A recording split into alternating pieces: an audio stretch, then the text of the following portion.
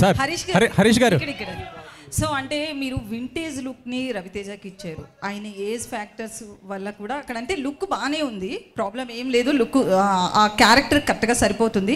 So makeup విషయంలో కావచ్చు ఎట్లాంటి కేర్ తీసుకున్నారు రవితేజ గారి విషయంలో? కథ ఒక 85 to 95 మధ్యలో జరుగుతుందని చెప్పే కదా. సో మీరు ఇప్పుడు రవితేజ గారి ఏజ్ గురించి మాట్లాడతారు కాబట్టి 85-90లో రవితేజ గారి ఏజ్ ఎంత ఉండి ఉంటుంది బహుశా మీ ఉద్దేశ ప్రకారం? సో అలాగే చూపించాం అనమాట. సార్ హరీష్ గారు ఇంకొకటి ఎలివేషన్స్ గురించి, ఎలివేషన్స్ విషయంలో రవితేజ గారు ఇంతకు ముందు సినిమాల్లో కూడా ఎలివేషన్స్ కొన్ని సినిమా టైగర్ నాగేశ్వరరావు ఇలాంటి వాటిలో ఎక్కువైపోయాయి, డోస్ కొంచెం పెరిగింది మీరు మూవీ చూసుంటే. సో ఎలివేషన్స్లో యాజ్ ఏ డైరెక్టర్ కూడా మీరు టాప్ నాచ్ ఉంటారు. సో ఎలివేషన్స్ ఎలా ఉంటాయి ఈ సినిమాలో? కాదండి, ఇప్పుడు ఒక రీల్కి ఒకసారి హీరోని ఎలివేట్ చేయాలి, లేకపోతే ఫ్యాన్స్ అందరు ఎలివేషన్స్ కోసం వస్తారు, అలాగే ఫోర్స్డ్గా పెట్టామనుకోండి అది మీరు అన్నట్టుగానే మీకు ఎక్కువ అనిపిస్తుంది. ఎక్కడెక్కడైతే సందర్భం ఉందో, ఎక్కడెక్కడైతే అంటే ఈ హీరో పాత్ర, ఇందులో హీరోయిజం ఏంటంటే హానెస్టీ అండి, ఒక నిజాయితీ గల ఆఫీసర్. ఇందులో సిన్సియారిటీ, నిజాయితీయే హీరోయిజం. సో దాన్ని ఎక్కువ ఎలివేట్ చేసాం. అండ్ మీకు టీజర్లో అలా అనిపిస్తుంది తప్ప సినిమాలో ఓన్లీ 3 ఫైట్లు ఉన్నాయి. 7 ఫైట్లు 8 ఫైట్లు అలా లేవు, సినిమాలో 3 ఫైట్లు ఉన్నాయి. So more of hero elevation కంటే కూడా అతని క్యారెక్టర్ ఎలివేషన్ ఎక్కువ ఉంటుంది సినిమాలో. At the same time most entertainment ఎక్కువ ఉంటుంది సినిమాలో.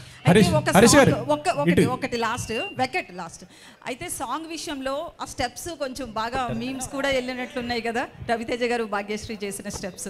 సో ఏంటి ఆ మూమెంట్ చెప్పినప్పుడు కొరియోగ్రాఫర్ మీకు ఏమనిపించింది? ఇలాగే మీమ్స్ వెళ్తాయి అనుకున్నాను, వెళ్ళినాయి. హరీష్ గారు, నేను వెంకట్ 10TV సార్.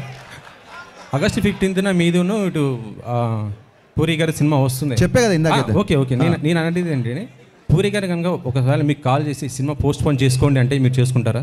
ఏమండి, పూరి గారు కనుక ఒక 2 days అంటే ఒక 2 days 3 days కొద్ది పోస్ట్ పోన్ చేసుకోండి సినిమా అంటే మీరు చేసుకుంటారా? పూరి గారితో మీకున్న రిలేషన్ కంటే నాకున్న రిలేషన్ ఎక్కువ అండి.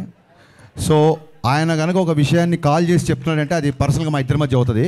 ఆ కాల్ వచ్చింది 90% నాకు తెలిసినట్టు ఆయన అలాంటి కాల్స్ చేయడు ఫస్ట్ ఆఫ్ ఆల్. సో మీరు చాలా బాగా ట్రై చేశారు. నేనేమనుకున్నా అంటే దీన్ని 2 రౌండ్లు పెడదాం అనుకున్నా. ఒకటేమో క్యాజువల్ రౌండ్, ఇంకోటేమో కాంట్రవర్సీ రౌండ్. సో కాంట్రవర్సీ రౌండ్లోకి వెళ్ళినప్పుడు మనం ఈ క్వశ్చన్కి ఆన్సర్ చేస్తాం అంతే అంటారా?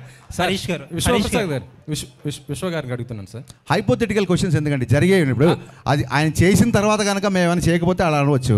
ఆయన్ని కాల్ చేస్తాడా అని అంత పెద్ద డైరెక్టర్ని మీరు పోస్ట్పోన్ చేసుకుని ఆయన అడుగుతాడా? మీరు ఆయన అవమానించినట్టు కదా ఇలా క్వశ్చన్ వేస్తే. నేను ఆయన అవమానించలేదు సార్, అంటే ఇంటర్నల్గా జరుగుతుంటాయి కదా సార్ మన సినిమాల గురించి.